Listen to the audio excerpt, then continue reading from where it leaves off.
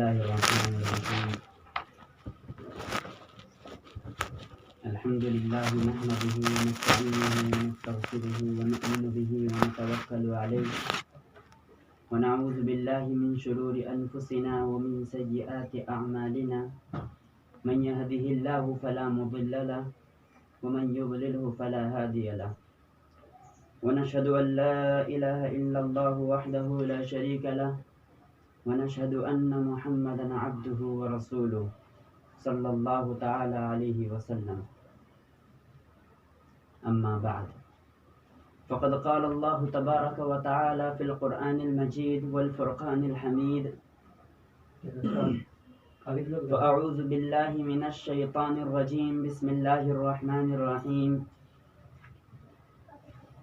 هو الله الذي لا إله إلا هو عالم الغيب والشهادة هو الرحمن الرحيم هو الله الذي لا إله إلا هو الملك القدوس السلام المؤمن المهيمن العزيز الجبار المتكبر سبحان الله عما يشركون. حضرات سامعین کرام، معزز و محترم علماء کرام اور امت مسلمہ کی پردہ نشین میری بہنیں اور میری مائیں، مجھے بڑی خوشی ہو رہی ہے آپ سے مخاطب ہو کر کے، اور میں شکر گزار ہوں سب سے پہلے میرے بڑے بھائی اور میرے عزیز دوست مولانا صادق صاحب کا کہ انہوں نے ہمیں اس لائق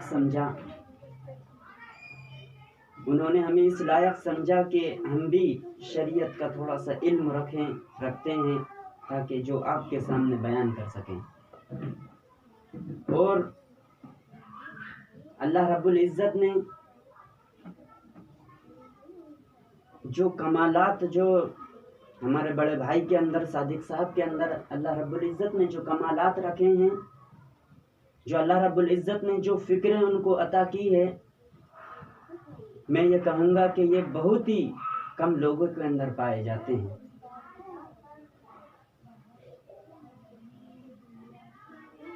آج جس طرح سے یہ مجلس لگ رہی ہے، اسی طرح سے انہوں نے یہ کام ہر گاؤں کے اندر انہوں نے شروع کیا، اور اس کے لیے انہوں نے اتنی محنتیں کی.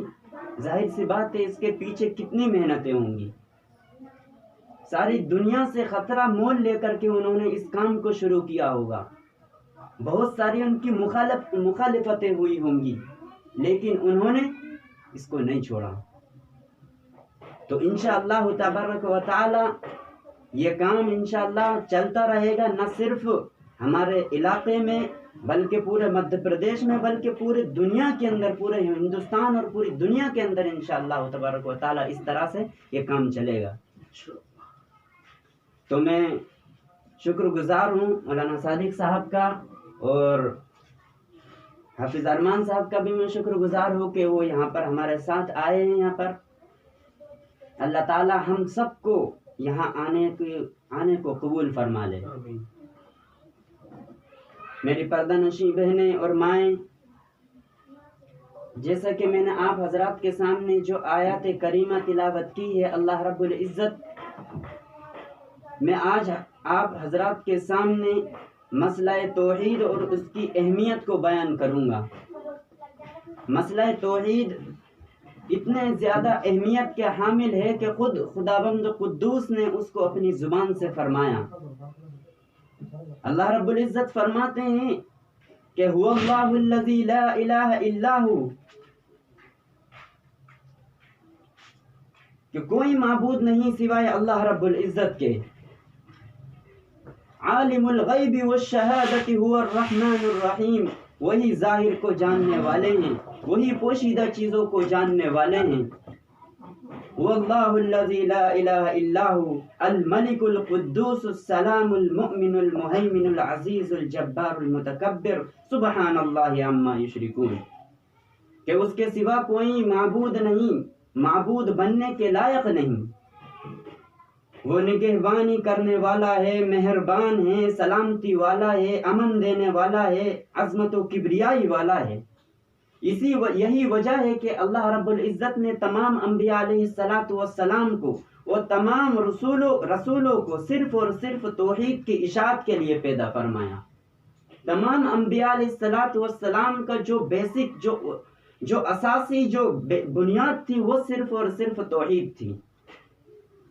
اور اللہ رب العزت نے صرف ایک جگہ نہیں فرمایا بلکہ کئی ساری جگہوں پر اللہ رب العزت نے قرآن کریم میں فرمایا، جیسے کہ الملک، وہ بادشاہوں کا بادشاہ ہے، خلق السماوات والارض، اسی نے یہ زمین و آسمان کو بنایا، خلق الموت والحیاء، اسی نے زندگی اور موت کو پیدا کیا، یولج اللیل فی النہار ویولج النہار فی اللیل، وہی یہ رات کو ختم کر کے دن کو لاتا ہے اور دن کو ختم کر کے رات کو لاتا ہے،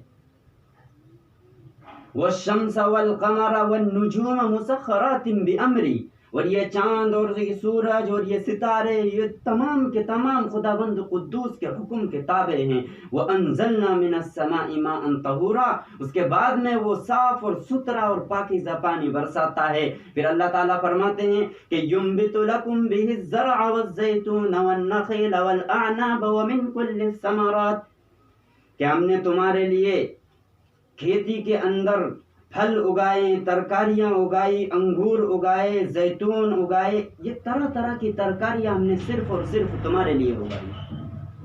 وَيَكَ لَهُ مَا فِي السَّمَاوَاتِ وَمَا فِي الْأَرْضِ وَمَا بَيْنَهُمَا وَمَا تَحْتَ الثَّرَى، زمین و آسمان میں جو کچھ ہے، مشرق سے لے کر مغرب تک، شمال سے لے کر جنوب تک، تمام کے تمام جگہ، اور یہ زمین کے نیچے جو کچھ ہے، آسمان کے اوپر جو کچھ ہے، اور ان دونوں کے خلے کے درمیان جو کچھ واقع ہے، اس پر صرف اور صرف اللہ رب العزت کی قدرت چلتی ہے۔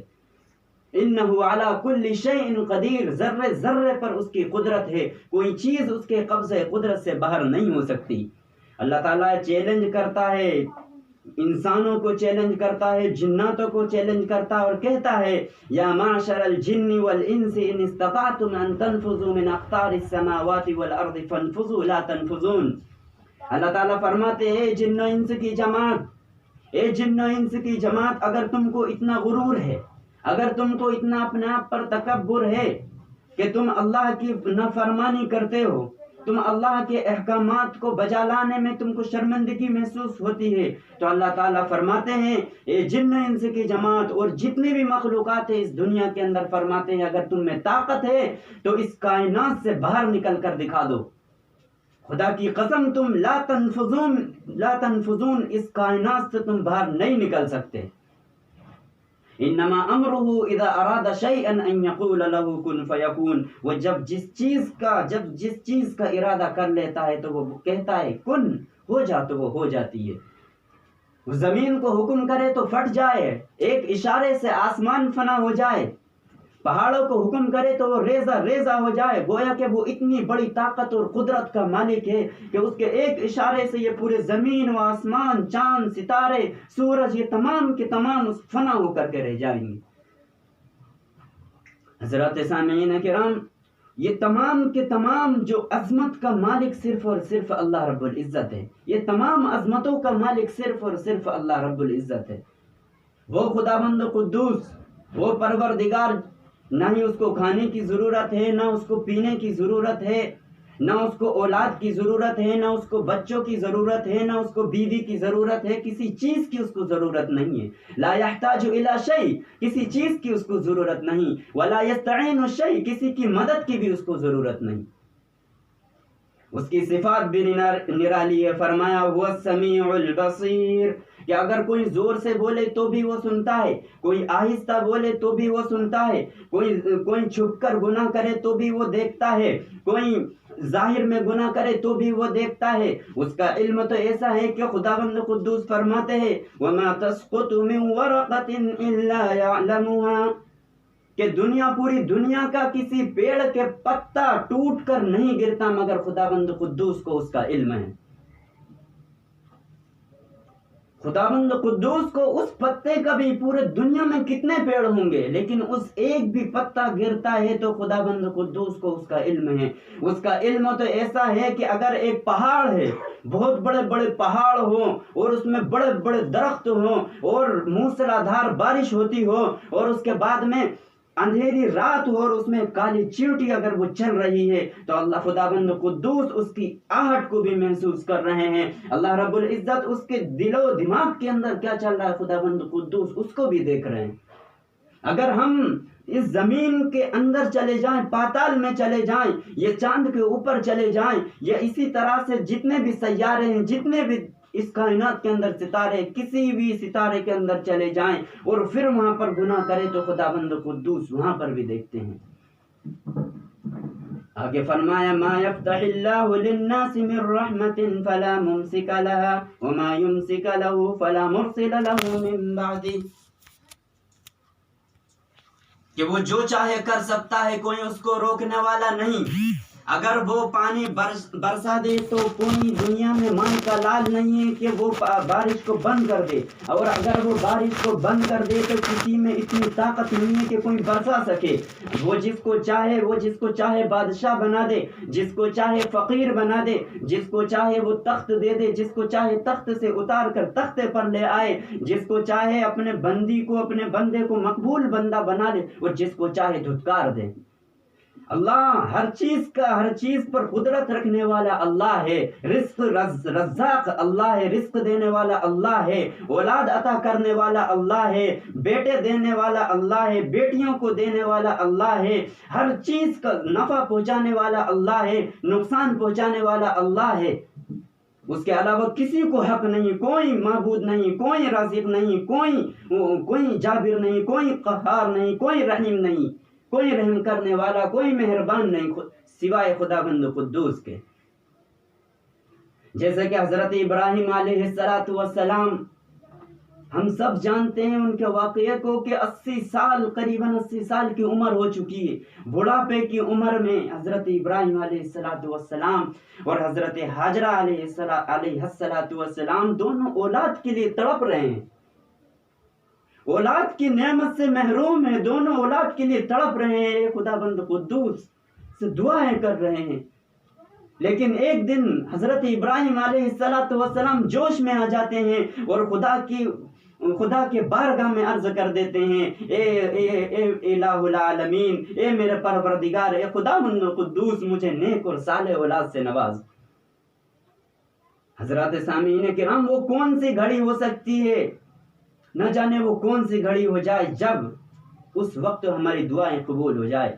اسی وجہ سے اپنے بچوں کو کبھی برا بھلا ایسا کبھی گالی نہ دو، اپنے بچوں کو کبھی برا بھلا نہ کہنا چاہیے. نہ جانے کون سی وہ گھڑی ہو جائے جس وقت قبولیت کا وقت ہو اور وہ دعا قبول ہو جائے.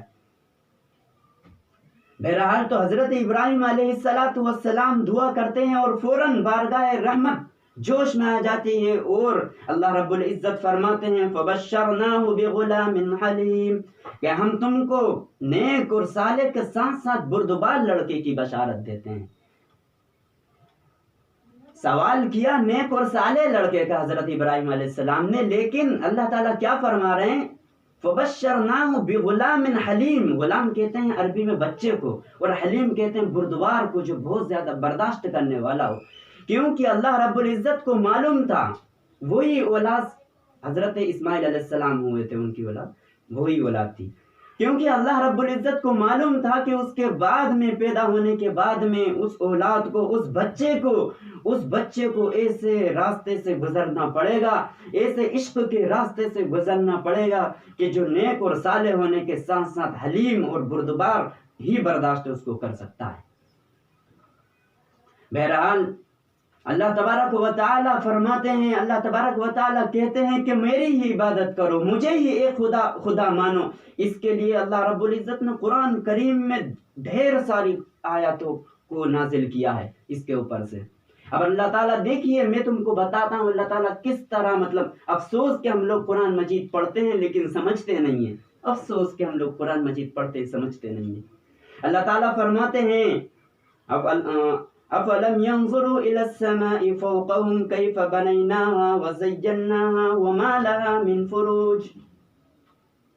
اے انسانوں، اے دنیا کے انسانوں، یہ نہیں کہا گیا کہ مسلمانوں، یہ نہیں کہا کسی گھر والوں سے نہیں کہا گیا، بلکہ یہ کہا گیا ساری دنیا کے پوری کائنات کے انسانوں، اے امریکہ میں رہنے والوں، اے بنگلہ دیش میں رہنے والوں، اے پاکستان کے باشندوں، اے ہندوستان میں رہنے والوں، گویا کہ جتنے بھی اس دنیا کے اندر انسان ہیں تمام کو مخاطب کر کے فرما رہے ہیں، اے لوگوں، کیا تمہیں دکھائی نہیں دیتا؟ کیا تم اندھے ہو رہے ہو؟ اپنی گردن کو اوپر اٹھاؤ کہ میں نے اتنا بڑا آسمان کیسے بنا دیا، اس کے اندر ایک بھی ستون نہیں ہے، ایک بھی پلر نہیں ہے، اس کے اندر ایک بھی دیوار نہیں ہے۔ اے میرے بندو، تم کس طرح دنیا میں، اگر تم دنیا میں ایک مکان بناتے ہو، اگر دنیا میں تم بلڈنگ بناتے ہو یا کوئی محل بناتے ہو، تو سب سے پہلے تم کو اس کی نیو بنانی پڑے گی، اس کے بعد میں دیواریں اور جو ستون کھڑے کرنے پڑیں گے، اس کے بعد میں وہ قائم رہ سکتا ہے، چھت اس کے اوپر قائم رہ سکتی ہے۔ لیکن میرے خدائی کے دیکھو، میری قدرت کو دیکھو کہ میں نے اتنا بڑا آسمان بنایا، ایک ستون آپ دکھا دو، دنیا کے کونے میں چلے جاؤ اور وہاں پر آپ بتا دو کہ کوئی دیوار ہو، وہاں پر بتا دو کہ کوئی ستون کھڑا کیا ہو اللہ رب العزت نے۔ اللہ رب العزت کی قدرت کو دیکھیے کہ ایک فٹن نہیں ہے اس کے اندر، آسمان کے اندر ایک فٹن نہیں ہے، اور اتنا بڑا آسمان بنانے کے بعد اللہ رب العزت نے اس کو مزین کر دیا، اس کو سجا دیا، اس کو خوبصورت بنا دیا کہ ہماری آنکھیں دیکھتی ہے تو تھکتی نہیں ہے۔ اور اللہ رب العزت نے ایسا سجا دیا، اس میں ستارے لگا دیے، اس میں ایسا بلب لگائے اللہ رب العزت نے کہ کبھی فیوز نہیں ہوں گے، وہ کبھی شارٹ نہیں ہوگا۔ سورج لگا دیا اس کے اندر تاکہ وہ روشن ہو جائے، جیسے ہی رات ہوتی ہے تو ویسے ہی ستارے اور چاند دکھنے لگتا ہے، اور کتنا حسین سما ہوتا ہے کہ ہماری آنکھوں کو کتنا سکون ملتا ہے۔ یا اللہ تعالیٰ فرما رہے میرے بندو غور کرو، یہ کس نے بنا ہے؟ اس کا بنانے والا صرف اور صرف میں ہوں۔ پھر اللہ رب العزت فرماتے ہیں، پھر مثال دے کر کے فرماتے ہیں، کس طرح اللہ رب العزت فرما رہے ہیں، پھر کہتے ہیں اولم يروا الى الطير مسخرات في جو السماء ما يمسكهن الا الله. کیا تم پرندوں کو نہیں دیکھتے ہو؟ کیا تم پرندوں کو نہیں دیکھتے ہو کہ وہ کس طرح سے اڑان بھرتے ہیں؟ وہ کس طرح سے کبھی وہ اپنے پروں کو پھیلا کر کے اڑان بھرتے ہیں، اور کبھی اپنے پروں کو سمیٹ کر کے اڑان بھرتے ہیں، اور کبھی کبھی وہ ایک جگہ پر ٹھہر جاتے ہیں لیکن وہ گرتے نہیں۔ بھلا وہ کون سی ذات ہو سکتی ہے دنیا کے اندر، وہ کون سی طاقت ہو سکتی ہے، وہ کون سی قدرت ہو سکتی ہے جو ان پرندوں کو آسمان میں مسخر کرنے پر قدرت رکھتی ہے؟ وہ کوئی بھی نہیں ہے سوائے اللہ کے۔ پھر اللہ رب العزت فرماتے کس طرح مثال دے دے کر فرما رہے، کہ ہم نے کبھی قرآن میں اس طرح سے ہم نے کبھی سمجھا؟ کیا ہم نے کبھی قرآن کو اس طرح سے پڑھا ہے اور اس طرح سے ہم نے سمجھا ہے؟ یہ سب قرآن کے اندر بیان فرمایا اللہ رب العزت نے۔ پھر اللہ رب العزت کہتے ہیں کہ وَإِنَّ لَكُمْ فِي الْأَنْعَامِ لَعِبْرَةً نُسْقِيكُم مِّمَّا فِي بُطُونِهِ مِن بَيْنِ فَرْثٍ وَدَمٍ لَبَنًا خَالِصًا سَائِغًا لِلشَّارِبِينَ۔ اللہ تعالیٰ فرماتے ہیں کہ دیکھیو اے میرے بندو، اے میری بندیوں، دیکھو اے میرے بندے، دیکھو جانوروں کے اندر، بہائم کے اندر دیکھو کہ اللہ رب العزت اس کے اندر بھی اپنی خدائی کا جلوہ دکھاتا ہے۔ اللہ رب العزت کہتے ہیں کہ دیکھیے کہ ایک گائے کو دیکھیے، ایک بھینس کو دیکھیے، ایک بکری کو دیکھیے کہ کس طرح سے ان کے اندر نجاست بھی، گندگی بھی بھری ہوئی رہتی ہے، کس طرح سے ان کے اندر پیشاب بھی رہتی ہے اور اسی طرح سے خون بھی رہتا ہے، لیکن اللہ رب العزت ان سب کے درمیان سے کتنا پاکیزہ اور کتنا صاف ستھرا دودھ نکال کر ہمیں پلاتے ہیں، جو آسانی کے ساتھ ہمارے گلے میں اتر سکے۔ اب آپ دیکھیے کہ اس دودھ کے وہیں پر فضلہ بھی بھرا ہوا ہے، وہیں پر، لیکن اس کا ٹیسٹ نہیں آتا، کوئی مہک یا بدبو نہیں آتی ہے۔ وہیں پر خون ہے گا لیکن اس کا کلر بھی اس کے اندر نہیں آتا ہے۔ تو یہ کس کی قدرت ہے؟ کس کی قدرت ہے؟ یہ صرف اور صرف اللہ رب العزت کی قدرت ہے۔ اللہ رب العزت میں ان آیتوں میں آپ کو اللہ رب العزت نے فرمایا، اور میں آپ کو ان مثالوں کو بیان کر رہا ہوں تاکہ ہم سب لوگ اس کو سمجھ سکیں۔ پھر اللہ تعالیٰ اس کے بعد میں ایک اور مثال دے کر کے سمجھاتے ہیں، پھر کہتے ہیں سب سے قریبی مثال اور سب سے جامع مثال دے کر اللہ رب العزت فرماتے ہیں کہ تمہیں دور جانے کی ضرورت نہیں ہے، اے میری بندیوں، اے میرے بندو، تمہیں دور جانے کی ضرورت نہیں ہے۔ وَإِنَّ لَكُمْ فِي الْأَنْعَامِ لَعِبْرَةً، اللہ تعالیٰ فرماتے ہیں کہ تم اپنے اندر غور کریے۔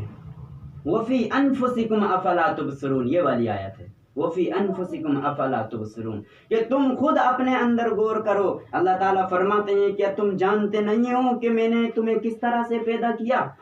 ایک وقت وہ تھا کہ تمہارا وجود بھی نہیں تھا، تم اس دنیا کے اندر تمہارا وجود تک نہیں تھا۔ اللہ تعالیٰ فرماتے ہیں کہ میں نے تم کو ایک ایسے پانی سے، ایک ایسے منی کے قطرے سے، گندے پانی سے پیدا کیا، ایسے گندے پانی سے پیدا کیا جو پشت اور سینے کے درمیان سے نکلتا ہے وہ پانی۔ اور آج ہم لوگ تکبر کرتے ہیں، آج ہم لوگ جو ہے کہ زمین پر اکڑ کر کے چلتے ہیں، آج ہم لوگ یہ سمجھتے ہیں آج ہم لوگ اللہ رب العزت سے جو ہے کہ بغاوت اور دشمنی کر رہے ہیں، کہ اس کے احکامات کو نہیں مان رہے ہیں، نبی صلی اللہ علیہ وسلم کے طریقے کو ہماری زندگی کے اندر نہیں لا رہے ہیں، اما عائشہ رضی اللہ عنہا کی سیرت کو اپنی سیرت میں نہیں اپنا رہے ہیں، حضرت فاطمہ، حضرت خدیجہ، حضرت ام کلثوم اور جتنے بھی امہات المؤمنین اور ازواج مطہرات گزری ہیں، ان کی زندگی کو، ان کی لائف کو اپنی لائف نہیں بنا رہے ہیں۔ ان سے فرما رہا ہے تمہیں کس بات کا غرور ہے، تمہیں کس چیز کا گھمنڈ ہے؟ آپ کو معلوم بھی ہے کہ میں نے آپ کو کس چیز سے پیدا فرمایا؟ وَإِنَّ لَكُمْ فِي الْأَنْعَامِ لَعِبْرَةً أَفَلَا تُبْصِرُونَ وَفِي أَنفُسِكُمْ أَفَلَا تُبْصِرُونَ، کیا تمہیں دکھائی نہیں دیتا؟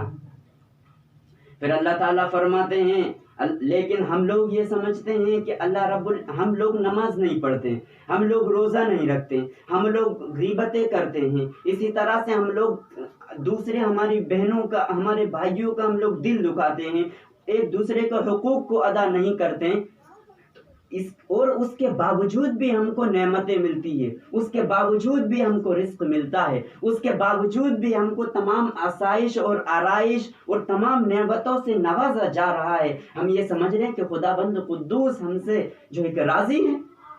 نہیں، یہ ہمیں بیدار ہونا پڑے گا، ہمیں سمجھنا پڑے گا۔ اللہ تعالیٰ فرماتے ہیں وَأُمْلِي لَهُمْ إِنَّ كَيْدِي مَتِينٌ، اللہ تعالیٰ کہہ رہے ہیں میں ان کی رسی کو دراز کر رہا ہوں، میں ان کی رسی کو دراز کر رہا ہوں کہ جا کر لے نماز، تارک صلاۃ بن جا، نماز نہ پڑھ، تارک سیام سوم بن جا کے روزے مت رکھ، دوسرے کے گناہ کرتے رہو، دوسرے کی غیبتیں برائیاں کرتے رہو، دوسرے کا دل دکھاتے رہو، اسی طرح سے جو بھی زانی بن جاؤ، فاجر بن جاؤ، فاسق بن جاؤ، جو کچھ کرنا ہو کرتے رہو۔ اللہ رب العزت اس کی رسی کو دراز کر رہے ہیں، اس کی ڈور کو دراز کر رہے ہیں۔ یہ تو ایسا جیسے کہ ایک مچھوارا ہوتا ہے تو وہ اوپر ندی کے کنارے پر بیٹھا رہتا ہے اور مچھلی، اور وہ اس بلیے کو ڈالتا ہے، اس ڈورن کو ڈالتا ہے، تو بہت ساری مچھلی اس کے پاس میں آتی ہے اور کہتی ہے کہ بہن یہ بلیے کو مت اٹھانا، یہ آپ کو نعمت نہیں مل رہی ہے، یہ اوپر جو ہے کہ ایک شکاری بیٹھا ہوا ہے، ہو سکتا ہے کہ وہ ہم کو پھنسا لے اور ہم کو جو ہے کہ قبضے میں لے لے اور قید کر لے۔ لیکن وہ مچھلی کیا کرتی ہے کہ اس کی جو فرینڈ رہتی ہے ان کی بات نہیں مانتی ہے، وہ مچھلی بات نہیں مانتی ہے اور اس کو کھا لیتی ہے اور اس کو پکڑ کر کے بھاگنے لگتی ہے۔ وہ بھاگنے لگتی، جب بھاگنے لگتی ہے تو پیچھے جو اوپر ندی کے کنارے پہ جو مچھوارا بیٹھا ہے وہ اس کو ڈھیل دیتا ہے۔ اس طرح سے وہ چھڑی جو رہتی ہے نا، وہ چھڑی رہتی ہے، لکڑی جو رہتی ہے، لمبی لکڑی رہتی ہے، اس طرح سے ڈھیل دینے لگتا ہے۔ وہ مچھلی سمجھتی ہے انہیں کہ میں تو لے کے جا رہی ہوں، مجھے تو کھانے کو مل رہا، کتنی اچھی چیز ہے یہ، اور وہ اس طرح سے اس کی بہنوں کی بات نہیں مانتی، جو اس کی بڑی بہنیں رہتی ہیں، مطلب دوسری مچھلیوں کی، تو وہ جاتی ہے، لیکن تھوڑی دیر کے بعد میں پتہ لگتا ہے کہ وہ ڈھیل دیتا اور وہ شکار اس طرح سے کھینچ لیتا، اوپر آ کے تڑپنے لگتی، تڑپ تڑپ کر وہ مر جاتی ہے۔ تب اس کو احساس ہوتا ہے کہ میں نے اپنی بہنوں کی بات نہیں مانی۔ تو اسی طرح سے آج ہماری جو بیان سن رہی ہیں یہ تو بہت ہی زیادہ انٹیلیجنٹ ہے، جو بیان سننے آتی ہیں، جو نمازیں پڑھتی ہیں، وہ دنیا میں سب سے زیادہ انٹیلیجنٹ ہے۔ جو نماز پڑھتے ہیں چاہے وہ مرد حضرات ہوں یا خواتین ہوں، تو وہ سب سے زیادہ انٹیلیجنٹ ہوتے ہیں۔ کیوں؟ کیونکہ ایک ہوتا ہے عقل مند، میں کہتا ہوں کہ ایک ہوتا ہے عقل مند ہوتا ہے، ایک ہوتا ہے عقل بند ہوتا ہے۔ تو عقل مند وہ ہوتا ہے کہ جو چیز ہونے والی ہے اس سے پہلے اس کی تیاری کر لے، اور عقل بند جو ہوتا ہے نا، اس کی عقل کھلی ہوئی نہیں رہتی ہے، وہ بند رہتی ہے، وہ اس کو کچھ سجائی نہیں دیتا ہے، اس کو کچھ بھی سجائی نہیں دیتا ہے، وہ اپنے آپ کی من مانی کرنے لگتا ہے۔ تو یہ حقیقت ہے کہ ہم کو اس دنیا سے ایک دن گزر کر جانا ہے، اس دنیا سے ہم کو جانا ہے اور عالم برزخ میں جانا ہے، اور اسی دوران ہماری جو بڑی ہیں، یہ جو ہمارے بڑے حضرات ہیں، وہ ہم سے کہہ رہے ہیں کہ بھائی بہنیں آپ نماز پڑھیں، وہ ہم سے کہہ رہے ہیں کہ آپ اس طرح سے بے پردہ نہ گھومیں، وہ ہم سے کہہ رہے ہیں کہ اس طرح سے آپ روزے نہ چھوڑیں، وہ ہم سے کہہ رہے ہیں کہ اس طرح سے دوسرے کا دل نہ دکھاؤ، وہ ہم سے کہہ رہے ہیں کہ آپ غیبت نہ کریں، وہ زنا نہ کریں، وہ ہم سے اس طرح سے کہہ رہے ہیں۔ لیکن جب ہم اس طرح سے ان کی بات اگر مان لیں گے تو ہم کامیاب ہو جائیں گے، جیسے کہ وہ مچھلی اگر اس کی بات مان لیتی، اگر مچھلی اس کی بات مان لیتی، وہ مچھلی بھی بچ جاتی، لیکن نہیں بچی، کیوں؟ کیونکہ اس نے اس کے بڑوں کی بات نہیں مانی۔ اور یہ تو ایک مچھلی اور ایک مچھوارے کی مثال ہے، کہاں انسان کہاں پروردگار۔ وہ املی کا مطلب یہ کہ اپنے رسی کو اللہ تعالیٰ کہہ رہے دراز کر رہا ہوں، ان قیدی متین، میری پکڑ بڑی سخت ہے۔ پکڑ کب ہوگی؟ جس وقت موت آئے گی۔ ان بطش ربک لشدید، کہ میری پکڑ بڑی زبردست، بڑی سخت ہے۔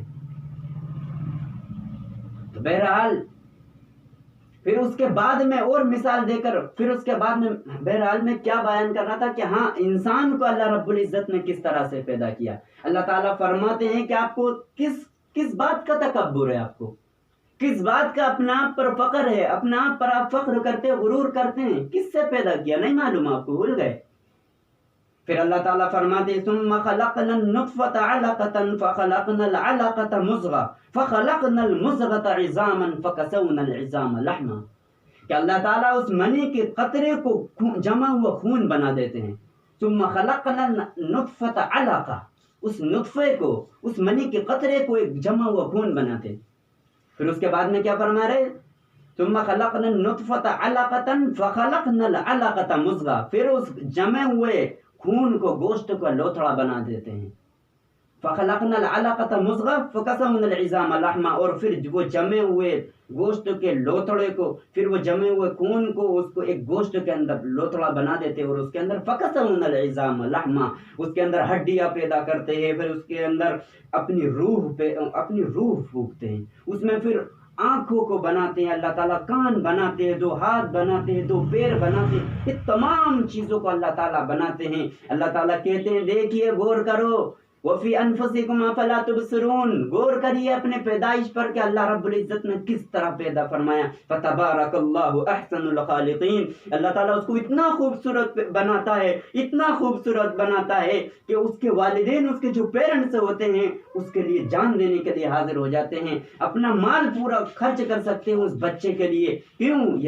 دوسری جگہ اللہ تعالیٰ نے فرمایا لَقَدْ خَلَقْنَا الْإِنسَانَ فِي أَحْسَنِ تَقْوِيمٍ، کیونکہ اللہ رب العزت نے ہم کو سب سے اچھا بنایا، سب سے اچھا ڈھانچے کے اندر ہم کو بنایا۔ کس طرح سے مثال دے رہے ہیں اللہ تعالیٰ۔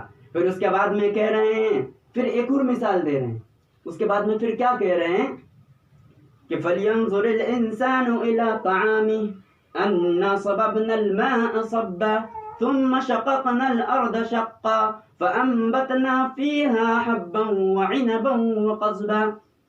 اللہ تعالیٰ فرماتے ہیں کہ انسان ہے میرے بندے، کہ تو مجھے بھول گیا۔ جو اللہ تعالیٰ نے جو عالم ارواح کے اندر جتنی بھی، جب سے دنیا چل رہی ہے اور یہ جب تک چلتی رہے گی، ان تمام پیدا ہونے والے، جو جب تک قیامت نہیں آئے گی، جب تک بھی جتنے انسان پیدا ہوتے رہیں گے، تمام ارواح کو اللہ تعالیٰ نے عالم ارواح میں جمع کیا اور فرمایا الست بربکم، کیا میں تمہارا رب نہیں ہوں؟ تو تمام کے تمام ارواح نے کہا قالوا بلا، کیوں نہیں ہے میرے پروردگار، کہ دنیا میں جا کے مجھے بھول تو نہیں جاؤ گے؟ کہ نہیں ہے میرے پروردگار، ہم تو تیری ہر لمحہ، ہر مومنٹ، ہر سیکنڈ تیری کبریائی، تیری عبادت میں گزاریں گے۔ لیکن انسان یہاں پر آ کر کے اللہ کو بھول جاتا ہے، انسان یہاں پر آ کر کے، اور ہم کو بھولنا نہیں چاہیے، ہم کو بھولنا نہیں چاہیے، کیونکہ حدیث کے اندر نبی صلی اللہ علیہ وسلم نے فرمایا کہ یہ دنیا صرف ہے ہی آزمائش کے لیے. یہ دنیا میں اتنی ساری آزمائش تمہارے آمنے سامنے آئیں گی کہ تم کو پھنسایا جائے گا ہر اعتبار سے، لیکن یہی تو اصل ہے، یہی تو امپورٹنٹ وہ چیز ہوتی ہے کہ ان چیزوں میں نہ پھنس کر کے ہم کو جانا ہے. ان چیزوں میں نہ پھنسنا وہی تو امتحان ہے بھائی. اگر ایگزام جو ہوتے ہیں، امتحان جو ہوتے ہیں، اس کے اندر بھائی پہلے ہی بتا دیا جائے کہ یہ والا کوشچن آئے گا، یہ والا کوشچن آئے گا، یہ والا آئے گا، تو پھر وہ ایگزام کیا کام کے بھائی. ایگزام جب ہوتے ہیں نا تو پوری کتاب ہمیں یاد کرنی پڑتی، نہ جانے یہ والا بھی کوشچن آ جائے گا، یہ والا بھی آ سکتا ہے، یہ والا بھی آ سکتا ہے. لیکن اللہ تعالیٰ نے تو ہم کو وہ سوال بھی بتا دیے، اللہ تعالیٰ نے تو ہم کو وہ سوال بھی بتا دیے کہ کیا کیا تمہیں کرنا پڑے گا جب جا کے تم پاس ہو جاؤ گے. لیکن ہم پھر بھی اتنے خواب و غفلت میں ہیں، ہم خواب و خرگوش میں جی رہے ہیں. لیکن اللہ تعالیٰ حدیث کے اندر یہ فرما دیا گیا کہ تم کو سوال تو بتا دیا گیا، لیکن تم کو ہر طرح کی آزمائش کا سامنا کرنا پڑے گا. اور خاص بات وہی ہوگی کہ ان سب آزمائش سے تم نکل کر کے صرف راہ خدا ان ھذا صراطی مستقیما فاتبعوہ پر چلتے رہیں گے، جب جا کر کے ہم کامیاب ہو سکتے ہیں. تو اللہ تعالیٰ کیا فرماتے ہیں کہ تمہیں اپنے کھانے کی طرف بھی غور کرنی چاہیے. اللہ تعالیٰ فرماتے ہیں تمہیں اپنے کھانے کی طرف بھی غور کرنا چاہیے کہ تو دنیا میں آ کر مجھے بھول گیا، تو نے تو دنیا میں آ کر مجھ کو بھلا دیا، میری نافرمانی کرنے لگا. لیکن میں جس طرح تیرے ماں کے پیٹ کے اندر میں نے تجھے پالا تھا، اسی طرح میں تیری اب دیکھ کس طرح سے پرورش کرتا ہوں. اور اللہ تعالیٰ پھر زمین سے پانی انا صببنا الماء صبا، پھر زمین سے اللہ رب العزت جو ہے کہ آسمان سے پانی برساتے ہیں، زمین کو پھاڑتے ہیں، اور اس کے بعد میں ينبت لكم به الزرع والزيتون والنخيل والاعناب ومن كل الثمرات، طرح طرح کے پھول اس میں اگتے ہیں، طرح طرح کی ترکاریاں اگتی ہیں، فروٹ اگتے ہیں، پھل اگتے ہیں. اور کس طرح اللہ تبارک و تعالی ہم لوگوں کا خیال رکھتے ہیں. لیکن آج ہم لوگوں کا یہ مزاج بن گیا کہ آج ہم نے کسی اور کو رازق مان لیا، ہم نے رازق کسی اور کو مان لیا، کسی بابا کو مان لیا، ہم نے اولاد دینے والا کسی دوسرے کو مان لیا، ہم نے جو ہے کہ ہمارا نفع پہنچانے والا کسی عالم یا کسی بابا کو مان لیا، یا کسی بچے دینے والا یا بچی دینے والا کسی اور کو مان لیا. اللہ رب العزت کہتے ہیں مجھ سے مانگو، میں ہی عطا کرنے والا ہوں، میں ہی دینے والا ہوں، میں ہی رازق ہوں، میں ہی سب کچھ ہوں. آج ہمارا یہ حال ہو گیا ہے کہ جو اولیاء اللہ اس دنیا کے اندر آئے اور جو پوری دنیا پوری عمر بھر وہ اللہ کی عبادت کرتے رہے اور اللہ کو راضی کرتے رہے، وہ تو اللہ کو راضی کر لیا اور اللہ بھی ان سے راضی ہوگا. لیکن افسوس کہ آج ہم ان کے سامنے سجدہ کرنے لگے، افسوس کہ آج ہم ان سے مانگنے لگے، افسوس کہ آج ہم وہاں پر جا کر کے ان کے وہاں پر کچھ چڑھانے لگے، ان کے نام سے قربانی کرنے لگے. افسوس کی کتنی افسوس کی بات ہے. اللہ تعالیٰ فرماتے ہیں کہ میں شرک کو برداشت کبھی نہیں کرتا. اگر تم نماز چھوڑو گے تو میں چاہوں گا تو بخش دوں گا، روزے نہیں رکھو گے تو میں چاہوں گا بخش دوں گا. لیکن اگر تم میرے ساتھ شرک کرو گے، میرے ساتھ میری ذات میں کسی کو ٹھہراؤ گے، یہ صفات کے اندر میرے ساتھ کسی صفات بولتے جو بھی 99 صفات ہے، دینے والا، کرنے والا، نفع پہنچانے والا، نقصان پہنچانے والا، یہ سب صفات ہے اللہ تعالیٰ کی. اس میں بھی اگر کسی دوسرے بندے کو مانو گے تو خدا کی قسم اللہ تعالیٰ کے ذات کے یہ برداشت ہے ہی نہیں. ان اللہ لا یغفر ان یشرک به ویغفر ما دون ذلک لمن یشاء. اس کے علاوہ جتنے بھی گناہ ہوں گے سب معاف فرما دیں گے.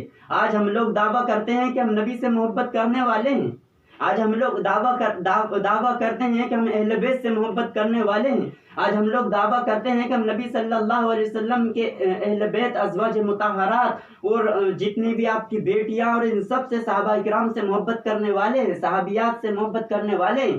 لیکن کیا ثبوت دیتے ہیں؟ یہی ثبوت کیا جواب ہوگا؟ اس وقت ہم کیا کہیں گے؟ اس وقت کہ جب میدان محشر میں آخری وقت کب ہوگا؟ چلتے رہیں گے، موت آخری ہے، آخری اسٹیپ موت ہے. کل نبی صلی اللہ علیہ وسلم کے سامنے ہم حاضر کیے جائیں گے. وہاں پر اگر نبی صلی اللہ علیہ وسلم نے اپنا چہرہ پھیر لیا تو خدا کی قسم کس کے پاس ہم لوگ جائیں گے؟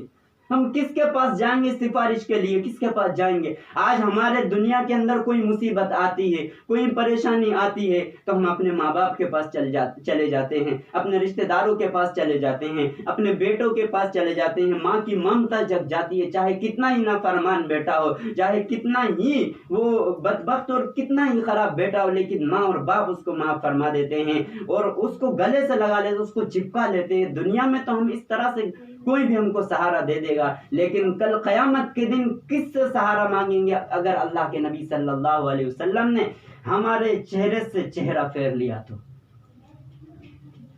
اور کب یہ بالکل ہوگا اس طرح سے، اگر ہم غفلت میں زندگی گزاریں گے تو اللہ کے نبی صلی اللہ علیہ وسلم کیسے ہماری سفارش کریں گے؟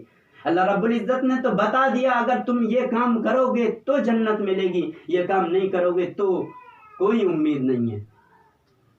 آج ہمارا یہ حال بنا ہوا ہے کہ ہم خدا کی نافرمانی کرنے میں لگے ہوئے ہیں، نبی صلی اللہ علیہ وسلم کے طریقے کو فراموش کر دیا، اللہ رب العزت کے احکامات کو توڑ کر کے رکھ دیا۔ یہ کیا ہے؟ یہ ہماری زندگی کیا کبھی ہم نے سوچا ہے؟ کیا کبھی ہم نے اس بارے میں سوچا ہے؟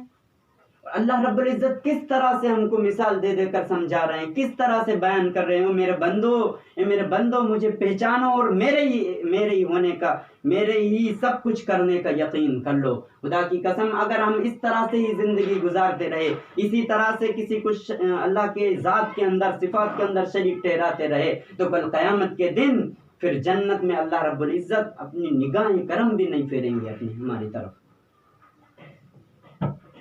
بہرحال مجھے ایک واقعہ یاد آ رہا ہے، حضرت موسیٰ علیہ، بعض بزرگوں نے لکھا ہے کہ حضرت موسیٰ علیہ السلام کے زمانے میں حضرت موسیٰ کلیم اللہ تھے، اللہ تبارک و تعالیٰ سے بات کیا کرتے تھے۔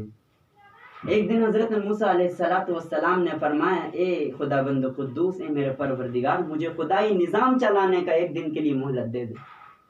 اللہ رب العزت نے فرمایا، نہیں میرے بندے، اے موسیٰ کلیم اللہ، آپ خدائی نظام نہیں چلا سکتے۔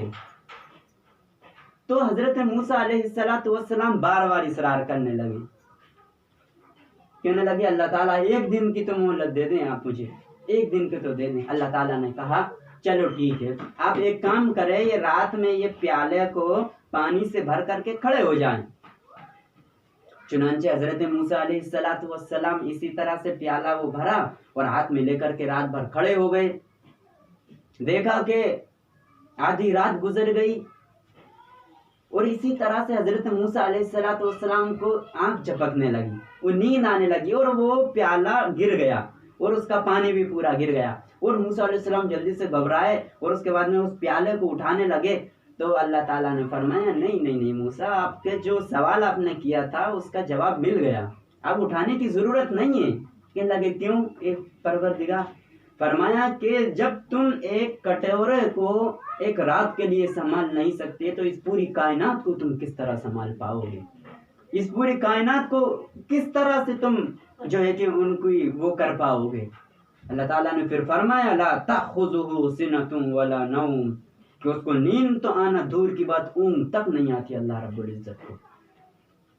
حضرات سامعین کرام، ان تمام مثالوں سے اللہ تعالیٰ فرماتے ہیں کہ اننی انا اللہ لا الہ الا انا فاعبدنی، کہ اے انسانوں، اولاد آدم، سن لو، میری ہی عبادت کرو، مجھے ہی پوجو، میری ہی پرستش کرو، میری ہی عبادت کرو۔ اگر میرے علاوہ کسی کی پوجا کرو گے، کسی کی عبادت کرو گے تو اس کو جہنم میں جھونکا جائے گا۔ اگر وہ لوگ، ان لوگوں سے فرمایا کہ تم ان کی عبادت کرتے ہو، سورجوں کی عبادت کرتے ہو، تم ستاروں کی عبادت کرتے ہو، کیا تم جو ہے کہ زمین کی عبادت کرتے ہو، تم جو ہے کہ آگ کی عبادت کرتے ہو، ان کی پرستش کرتے ہو؟ نہیں، تم در و دیوار کی پوجا نہ کرو، تم شجر و حجر کی پوجا نہ کرو، تم جو ہے کہ ایک یا دو یا تین کی پوجا نہ کرو، تم کسی چیز کی پوجا نہ کرو، اس چیز کی پوجا، اس کی پوجا کرو، اس خدا کی پوجا کرو جس نے کہ یہ آسمان بنایا، اس اللہ کی پوجا کرو، اس اللہ کی بندگی کرو، اس کی بندگی کرو جس نے سورج کو بنایا، اس کی بندگی کرو جس نے چاند کو مسخر کیا، اس کی بندگی کرو جس نے سورج کے اندر وہ روشنی اللہ رب العزت نے ڈالی، اس کی پوجا کرو، اس کی عبادت کرو۔ پھر اللہ تعالیٰ فرماتے ہیں ان لوگوں کے ان الذین تدعون من دون اللہ لن یخلقوا ذبابا ولو اجتمعوا لہ، ان لوگوں سے کہتے ہیں کہ جو لوگ اللہ کے علاوہ کسی اور کو پکارتے ہیں، ان کی عبادت کرتے ہیں، ان کو بچہ دینے والا مانتے ہیں یا کسی اور کے یہاں پر سجدہ کرتے ہیں، تو ان سے کہتے ہیں کہ وہ سب مل کر کے ایک مکھی تو بنا کر کے دکھا دو مجھے، وَلَوِ اجْتَمَعُوا لَهُ، سب مل کر کے ذباب مکھی کو کہتے ہیں، مکھی بنا کر کے دکھا دو، خدا کی قسم نہیں کر سکتے وہ لوگ۔ اور ایک دوسری جگہ فرمایا حسب جہنم کر کے وہ آیت ہے، وہ میرے ذہن میں نہیں آ رہی، کہ فرمایا کہ میں تم کو اور تمہارے معبودان باطلہ کو جتنے بھی ہیں سب کو جہنم میں جھونک دوں گا۔ اللہ تبارک و تعالی ہم کو بشارتیں بھی دیتا ہے، مثال دے دے کر بھی سمجھاتا ہے، ہر طرح سے ہم کو سمجھاتا ہے، اور اس کے بعد میں کہتا ہے کہ میری عبادت کرو۔ میں آپ کو ایک اور مثال دیتا ہوں کہ ایک قرآن کے اندر ایک لفظ ہے اب، ایک لفظ ہے رب۔ اب اور رب جو ہے کہ وزن کے اعتبار سے ایک جیسے ہے، اب رب ایک جیسا ہے نا، بس حرف کا ڈفرینس ہے۔ تو رب کے معنی مطلب رب کیا؟ اللہ رب العزت، اور اب کے معنی ہوتے ہیں باپ، اب کے معنی ہوتا ہے اس کو اردو میں باپ کہتے ہیں، ہندی میں جو ہے کہ کیا کہتے ہیں پتا جی کہتے ہیں، انگلش میں فادر کہتے ہیں، اسی طرح دوسری لینگویج کے اندر اس کو وہ کہتے ہیں۔ کہ اگر اسی طرح سے اگر کوئی بندہ دنیا کے اندر ہم سے پوچھے بھائی تمہارے دوست کتنے ہیں، تو ہم بالکل خوشی سے ان سے کہیں گے بھائی ہمارے دوست کتنے ہیں، ہمارے دوست بہت سارے ہیں۔ ہم سے پوچھے تمہارے استاذ کتنے ہیں، تو ہم خوشی سے کہیں گے کہ ہمارے استاذ اتنے سارے ہیں۔ اگر لیکن وہ کوئی بندہ اگر ہم سے یوں پوچھ لے کہ تمہارے باپ کتنے ہیں، تو ہم کو کتنا غصہ آئے گا، کیونکہ یہ سوال ہی غلط ہے۔ اسی طرح سے وہ رب جو ہے نا اللہ جس طرح سے ایک بندے کو باپ کے اندر شراکت، باپ کے ساتھ کسی کو شامل کرنا برداشت نہیں، اسی طرح سے اللہ رب العزت کو رب کے ساتھ کسی اور کو برداشت کرنا، کسی اور کو شامل کرنا برداشت نہیں ہے۔ لو کان فیہما آلہۃ الا اللہ لفسدتا، کہ اگر بہت سارے معبود ہو جائیں گے تو یہ دنیا، یہ سسٹم اور یہ پوری کائنات دھرم بھرم ہو جائے گی۔ رب صرف ایک ہے، اللہ صرف ایک ہے۔ اس مثال کے ذریعے سے بھی ہم کو سمجھ میں آ رہی کہ رب میں اب میں جس طرح کسی کی گنجائش نہیں، اسی طرح سے رب کے اندر بھی ہم کسی کو شامل نہیں کر سکتے۔ اللہ تعالیٰ پھر بعد میں فرماتے ہیں کہ جو نیک بندے ہوں گے، جو صالح بندے ہوں گے، اللہ تعالیٰ ان کی اس طرح سے مہمان نوازی فرمائیں گے کہ اللہ تعالیٰ فرماتے ہیں ان الذین آمنوا وعملوا الصالحات كانت لهم جنات الفردوس نزلا خالدین فیہا لا یبغون عنها حولا، کہ جن لوگوں نے اعمال صالحہ کیے، ان الذین آمنوا جو ایمان لائے، ان الذین آمنوا وعملوا الصالحات كانت لهم، اور جنہوں نے اعمال صالحہ کیے ان کے لیے اللہ تعالیٰ مہمان کے طور پر ایسے محلات ان کو دیں گے، ایسی جنتیں ان کو عطا فرمائیں گے، اور ایسا مطلب اس کا تصور نہیں کر سکتے۔ حدیث کے اندر ہے مالا عین رأت، اس کو کسی آنکھ نے دیکھا نہیں، ولا اذن سمعت، کسی کان نے اس جنت کے بارے میں سنا نہیں، اور پھر فرمایا ولا علی قلب بشر خطر، نہ کسی انسان کے دل کے اوپر اس کا تصور بھی گزرا ہو۔ ایسی جنت عطا فرمائیں گے کہ وفاکہۃ و ابارق، کیا ہے قرآن کے اندر وہ آیت ہے، میرے ذہن میں ابھی مطلب وہ آ نہیں رہی ہے۔ اللہ تعالیٰ فرماتے ہیں کہ کس طرح سے نوکر چاکر، کس طرح سے وہ حوریں تمہارے چکر لگاتی ہوں گی اور شراب پیش کرتی ہوں گی، وہ ایسی شراب ہوگی کہ جس کو پینے کے بعد میں نہ عقل میں فطور آئے گا، نہ ہی کسی مدہوشی اس سے طاری ہوگی، ایسی شراب ہوگی، ایسا وہ مشروب ہوگا کہ جس کے بعد میں ہم ایسا محسوس کریں گے کہ اس کو ہم سمجھ ہی نہیں سکتے۔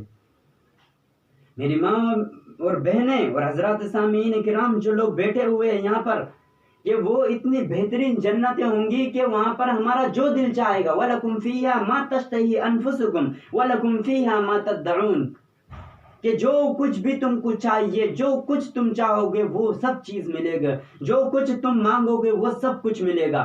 لیکن کب ملے گا؟ جب ہم اللہ کے مطابق اکارڈنگ ٹو دا اللہ سبحانہ و تعالیٰ اینڈ نبی صلی اللہ علیہ وسلم کے مطابق ہم جب زندگی گزاریں گے، اس وقت ہم کو وہ ملے گی۔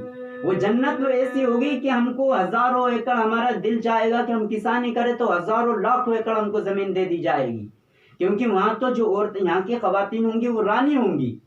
وہ آج ان کا دل کرے گا کہ ہم تو سمندر کا سیر کریں تو ان کو جہاز، اسپیشل جہاز ان کے لیے آ جائے گا۔ ان کا دل چاہے گا کہ ہم تو آج جنت کی سیر کریں جو دنیا سے 10 گنا بڑی جنت ہے، تو ان کے لیے جس چیز سے گھومنا چاہیں گے، جس چیز سے جانا چاہیں گے، وہ چیز ان کے لیے تیار ہو کر کے آ جائے گی۔ گھومو پھرو، اور جہاں پر بھی جائیں گے، آج ایک نیتا آتا ہے تو لاکھوں، سینکڑوں لوگ، ہزاروں لوگ ان کے استقبال میں ان کی جو ہے کہ وہ کرتے ہیں، لیکن جب ہم وہاں پر جائیں گے تو کروڑوں، لاکھوں، نہ جانے کتنے لوگ ہمارے استقبال کریں گے، نہ جانے کتنی حوریں ہم کو وہ سب پیش کرتی رہیں گی۔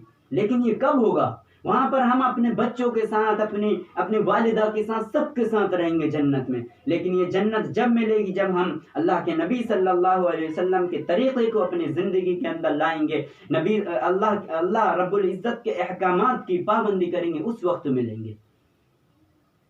اور اگر ہم نے اس طرح سے نہیں کیا، اگر ہم اس طرح سے نہیں کریں گے تو اللہ رب العزت فرماتے ہیں پھر اس وقت جب موت آئے گی، اس وقت موت آئے گی تو اس کے جسم کو، جب عالم برزخ میں ہم جائیں گے تو جہنم کے اندر جو جسم ہوگا اس کو بہت زیادہ بڑا کر دیا جائے گا تاکہ زیادہ سے زیادہ تکلیف دی جا سکے۔ اور وہاں پر جو چمڑی ہوگی وہ اتنی، مطلب وہ جسم ہی، پورے جسم اتنا بڑا ہو جائے گا کہ ہم تصور نہیں کر سکتے، اتنا بڑا جسم ہو جائے گا، اور اس کے اندر جہنم کے اندر ہمیں جلایا جائے گا۔ اس وقت جب ہم کو بھوک لگے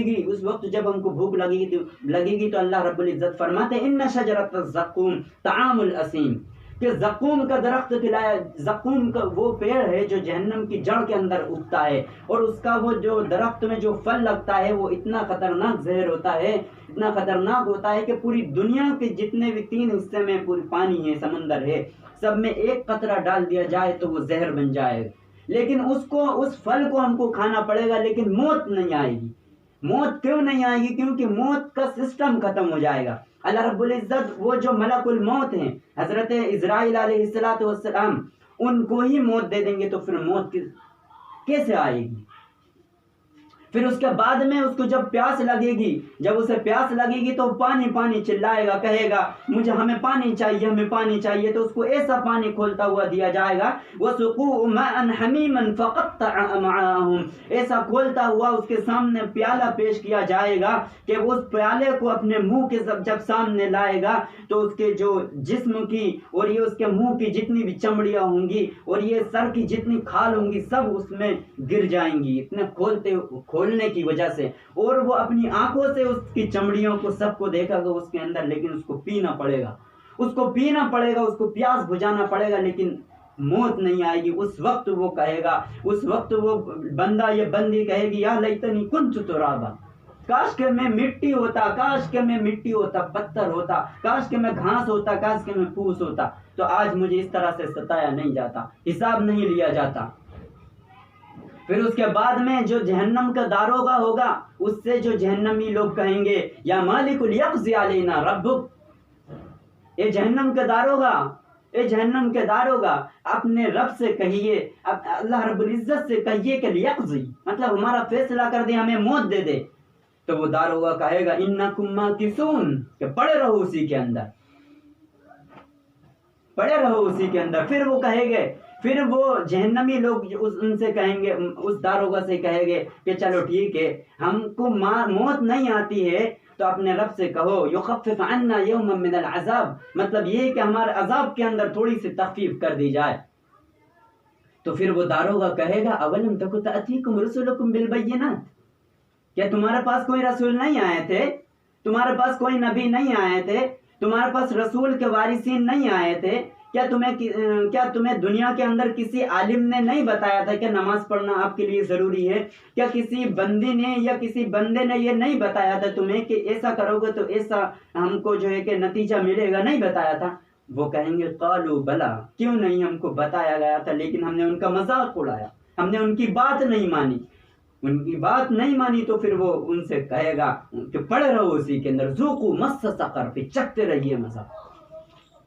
پھر وہ کہیں گے جہنمی کہ اے مالک، اے داروغہ کچھ تو کرو، تو پھر وہ داروغہ کہے گا کہ اپنے رب کو پکارو۔ پھر وہ کہیں گے یا ربنا یا ربنا یا ربنا، اس طرح سے ہزاروں سال تک وہ کہتے رہیں گے۔ اس کے بعد میں اللہ تعالیٰ فرمائیں گے کہ کیا فرماتے ہو، کیا کہتے ہو؟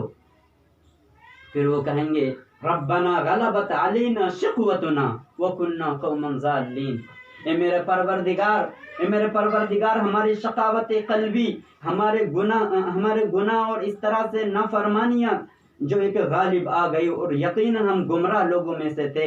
آج ہم تم سے اے میرے پروردگار آج ہم توبہ کرتے ہیں۔ جہنم میں کہیں گے کہ آج توبہ کرتے ہیں، ہم کو معاف فرما دو۔ اللہ تعالیٰ فرمائیں گے اخسؤوا ولا تکلمون، کہ پڑھو رہو اسی کے اندر، اب مجھ سے کوئی بات نہ کریں۔ وہ آخری بات ہوگی جنت اور جہنم والوں کے لیے، اس کے بعد میں وہ ہمیشہ کے لیے اسی میں پڑے رہیں گے۔ ان المجرمین فی عذاب جہنم خالدون، کبھی اس میں سے نہیں نکالے جائیں گے۔ اس وجہ سے میرے دوستوں اور میری بہنوں اور میری مائیں، کہ آج ہمارے پاس وقت ہے، آج ہمارے پاس موقع ہے کہ ہم اللہ تعالیٰ کو راضی کریں۔ اللہ تعالیٰ فرماتے ہیں کہ ایک بیٹا جو ہوتا ہے اپنے ماں سے ناراض ہو جاتا ہے، اور وہ صبح کو چلا جاتا ہے، شام کو واپس آ جاتا ہے، تو وہ اس کو بھولا ہوا نہیں کہتے، اس کو بھٹکا ہوا نہیں کہتے۔ ماں کی ممتا جگ جاتی ہے اور وہ اس کو اپنے سینے سے لگا لیتی ہے، اس کو چپکا لیتی ہے اور اس کو معاف کر دیتی ہے۔ لیکن وہ خداوند قدوس تو 70 ماہوں سے زیادہ محبت کرنے والے ہیں۔ وہ 70 ماہوں سے زیادہ جب محبت کرنے والے ہیں تو کیا ہم کو وہ معاف نہیں کریں گے؟ اے میرے بندو، اے میرے دوستوں اور میری بہنوں، میری عزیزہ بہنوں، میں آپ سے درخواست کرتا ہوں کہ آپ نے اور میں خود سب سے پہلے تو میں اپنے آپ سے کہتا ہوں کہ ہم نے پل پل پہ گناہ کیے ہیں، ہم نے اتنے گناہ کیے ہیں، ہم نے لمحے ہر مومنٹ پہ ہم نے گناہ کیے ہیں، بلکہ ہم تو گناہوں کے سمندر میں ڈوبے ہوئے ہیں۔ ہم اللہ رب العزت سے اگر معافی مانگیں گے، اللہ رب العزت سے اگر توبہ کریں گے، تو اللہ کی رحمت اللہ کے غضب پر بھاری غالب آ جائے گی، اور اللہ رب العزت ہمیں معاف فرما دیں گے۔ اگر پورے زمین و آسمان، اتنے ہمارے گناہوں کے زمین و آسمان بھرے جائیں، پوری سمندر بھر جائے ہمارے گناہوں کی وجہ سے، تو کوئی بعید نہیں ہے اللہ کے سامنے۔ اللہ تو یہ چاہتے ہی ہیں کہ میرے سامنے ایک آنسو تو یہ گرا کر دیکھے۔ وہ جتنے بھی گناہ تھے ان سب کو نیکیاں بنا دیں گے، اللہ رب العزت نیکیاں بنا دیں گے۔ اللہ رب العزت کہتے ہیں کہ آؤ میرے در پر، تم نے بہت زیادہ نافرمانی کی، لیکن میں تم کو بخش دوں گا۔ آج بھی میرا دروازہ تمہارے لیے کھلا ہوا ہے، آج بھی میری چوکھٹ پہ آ جاؤ، کسی دوسرے کی چوکھٹ پر مت جاؤ، کسی دوسروں کو سجدہ مت کرو، صرف مجھے سجدہ کرو۔ اللہ رب العزت فرماتے ہیں، نبی سے فرماتے ہیں کہ جب میرے بندے میرے بارے میں پوچھے، میرا پتہ پوچھے تو کہہ دینا وَإِذَا سَأَلَكَ عِبَادِي عَنِّي فَإِنِّي قَرِيبٌ، کہ جب مجھ سے پوچھے، جب آپ سے پوچھے تو آپ کہہ دینا آپ کا خدا تو بہت زیادہ قریب ہے۔ اے الہ العالمین کہ تو اتنا بڑا ہے۔ آج ہم دیکھتے ہیں کہ جو بڑے لوگ جو ہوتے ہیں وہ تو ہم سے غریبوں سے دور رہتے ہیں، وہ تو ایک ان کا الگ ہی محل ہوتا ہے۔ اے میرا پروردگار تیرا اتنا، تو ساری کائنات کا چلانے والا ہے، تو پوری دنیا کا بادشاہ ہے، پوری دنیا کا شہنشاہوں کا شہنشاہ ہے۔ اے میرا پروردگار تو کتنے دور ہے؟ تو پھر اللہ رب العزت فرماتے ہیں، وہ آیت میرے ذہن سے نکل رہی ہے۔ اللہ رب العزت فرماتے ہیں کہ میں تو تمہاری جو رگ حیات ہے اس سے بھی زیادہ قریب ہوں۔ ہاں آ گئی، وَنَحْنُ أَقْرَبُ إِلَيْهِ مِنْ حَبْلِ الْوَرِيدِ، کہ میں تو تمہاری رگ حیات ہے اس سے بھی زیادہ قریب ہوں۔ اس کے بعد میں فرماتے ہیں کہ جب اتنی قریب ہوں تو ادعونی استجب لکم، مانگو مجھ سے، کیا مانگتے ہو میں تمہاری دعاؤں کو قبول کروں گا۔ آج ہمارے پاس وقت ہے میرے دوستوں اور بزرگوں اور میری بہنوں اور میری مائیں جو بھی بیٹھی پردہ نشی بہنوں اور خواتین جو بھی بیٹھی ہوئی ہیں، اللہ رب العزت فرماتے ہیں کہ اگر تم مجھ سے معافی مانگو گے تو میں تمہیں معاف فرما دوں گا، اور توبہ اگر سچے دل سے ہم لوگ کریں گے تو اللہ رب العزت معاف فرما دیں گے۔ لیکن توبہ کرنے کا مطلب یہ نہیں کہ توبہ یہ نہیں، بلکہ توبہ کرنے کا مطلب یہ ہے کہ جو ہم نے پاسٹ کے اندر، جو گزرے ہوئے زمانے میں ہم نے جو بھی گناہ کیے اس پر شرمندہ ہوں اور آئندہ نہ کرنے کا عہد کرے، اور خدا کے سامنے 2 رکعت نماز پڑھ کر کے رو کر اے میرے پروردگار آج کے بعد ہم کبھی بھی گناہ نہیں کریں گے، آج کے بعد ہم کبھی بھی کسی کی غیبت نہیں کریں گے، اور اس طرح سے جب ہم کریں گے تو اللہ رب العزت ہمارے پورے گناہوں کو بخش دیں گے اس طرح سے، اور ہم ایسے ہو جائیں گے۔ اللہ رب العزت نے جس سے کہ فرمایا، حدیث میں نبی علیہ السلام نے فرمایا جب توبہ کر لیتے ہیں تو وہ ایسے ہو جاتی ہے یا ایسے ہو جاتے ہیں جس طرح سے کہ ماں کے پیٹ سے ایک بچہ پیدا ہوتا ہے تو وہ کتنا پاکیزہ ہوتا ہے، کتنا صاف ستھرا ہوتا ہے کہ اس کا ایک بھی گناہ نہیں ہوتا، اس طرح سے پاکیزہ ہو جاتے ہیں۔ تو بہرحال سب سے جو مین امپورٹنٹ بات ہے وہ یہ ہے کہ خدا کے ساتھ کسی کو شریک نہیں ٹھہرانا ہے ہمیں، کیونکہ اللہ نے فرما دیا حجۃ الوداع کے موقع پر آپ صلی اللہ علیہ وسلم اپنی اونٹنی پر بیٹھے ہوئے ہیں اور کہہ رہے ہیں اپنے ہزاروں لاکھوں صحابہ سے، اس وقت وہ آیت نازل ہوتی ہے اور فرمایا الیوم اکملت لکم دینکم واتممت علیکم نعمتی ورضیت لکم الاسلام دینا، کہ آج کے دن میں نے اپنے دین کو تم پر مکمل کر دیا، الیوم اکملت لکم دینکم واتممت علیکم نعمتی، اور اپنی نعمت کو تم پر تمام کر دیا، ورضیت لکم الاسلام دینا، اور بحیثیت دین کے تمہارے لیے اسلام کو پیش کیا، مطلب اسلام کو آپ کے لیے چوز کیا، اس کو چنا۔ تو اللہ تعالیٰ نے ہم کو یہ اسلام کی جو نعمت دی ہے یہ سب سے بڑی نعمت ہے۔ آج ہم نعمت کیا سمجھتے ہیں؟ پھل فروٹ، مال دولت، جائیداد، اس کو نعمت سمجھتے ہیں؟ نہیں، یہ سب سے بڑی نعمت نہیں ہے۔ سب سے بڑی نعمت ہے ایمان کی نعمت، سب سے بڑی نعمت ہے اسلام کی نعمت۔ اور پھر فرمایا خدا نے کہ لئن شکرتم لازیدنکم ولئن کفرتم ان عذابی لشدید، کہ اگر ہم کو نعمتیں ملتی ہے، اگر ہم ان کا شکر گزار بنیں گے، اگر ہم ان کی شکر گزاری کرتے رہیں گے تو اللہ تعالیٰ فرماتے ہیں لئن شکرتم لازیدنکم، لازیدن فرمایا، جو علماء یہاں پر بیٹھے ہوئے ہیں وہ سمجھ رہے ہیں کہ ازید نہیں فرمایا، لام تاکید لایا، نون ثقیلہ لایا، لازیدنکم، ضرور بھی ضرور ہم بڑھا دیں گے اس کو۔ دنیا میں بھی جو ہمیں نعمتیں مل رہی ہیں اس پر ہم شکر گزار خدا کے بنیں گے تو ضرور بھی ضرور اس بزنس کے اندر برکت ہوگی، ضرور بھی ضرور اس کھیتی کے اندر برکت ہوگی، اور جو بھی ہم کام کریں گے اس کے اندر ضرور برکت ہوگی، اللہ تعالیٰ اس کو بڑھا دیں گے۔ لیکن دوسرا جملہ اس سے سخت ہے، وَلَئِن كَفَرْتُمْ إِنَّ عَذَابِ لَشَدِيدٌ۔ کفرتم، کفر کے معنی انکار کرنا، ناشکری کرنا، اور اگر تم ان نعمتوں کے ناشکری کرو گے، ان عذابی لشدید، یہاں پر بھی تاکید دیکھیے، انا لایا، انا خود تاکید ہے، اور پھر لشدید، ان عذابی لشدید، لام لایا اور شدید لایا الگ، تین تاکیدیں یہاں پر بھی لگی ہوئی ہیں۔ ان عذابی لشدید، عذاب صرف کہہ دیتے، اللہ رب العزت کہتے تھے میرا عذاب بہت خطرناک، اس طرح کہہ دیتے، لیکن ان عذابی لشدید کہا اللہ رب العزت نے۔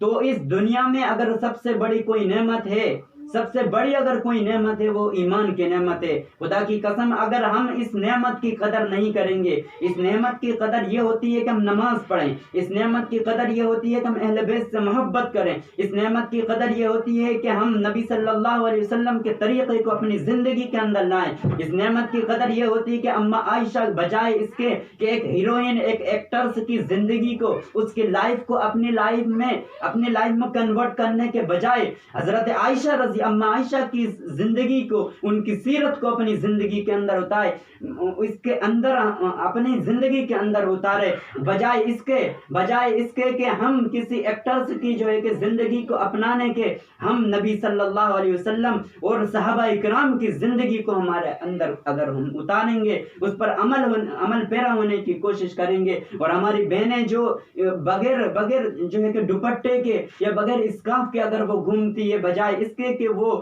ان کی اس لیے وہ کرتی ہیں کہ ہم زیادہ خوبصورت دکھائیں، اس لیے وہ کرتی ہیں کہ ہم سب کو لگے کہ ہم بھی بہت خوبصورت ہیں، بہت اچھے ہیں، اس کے بجائے اگر ایسا ہوتا تو اگر اس طرح سے دکھانے کا ہوتا تو اما عائشہ کو اللہ رب العزت نے دیکھیے ان کی عزت میں کتنا، ان کا نام کو کتنا روشن کر دیا کہ رہتی دنیا تک ان کو لوگ جانیں گے۔ اسی طرح سے ہم لوگ گرچہ ہم پردہ میں رہیں گے گرچہ ہم پردے میں رہیں گے لیکن اللہ رب العزت ہماری شان کو، ہماری عزت کو اور ہماری شہرت کو، ہم اتنے زیادہ فیمس ہو جائیں گے کہ پوری دنیا میں ہمارا نام ہوگا. جیسے کہ حضرت عائشہ کا نام رہے گا قیامت تک، حضرت فاطمہ کا نام رہے گا، حضرت خدیجہ کا نام رہے گا، اسی طرح سے رہتا رہے گا. اور جو لوگ جو ننگی گھومتی ہیں، جو ایکٹریس ہیں، ان کا نام ختم ہو جائے گا.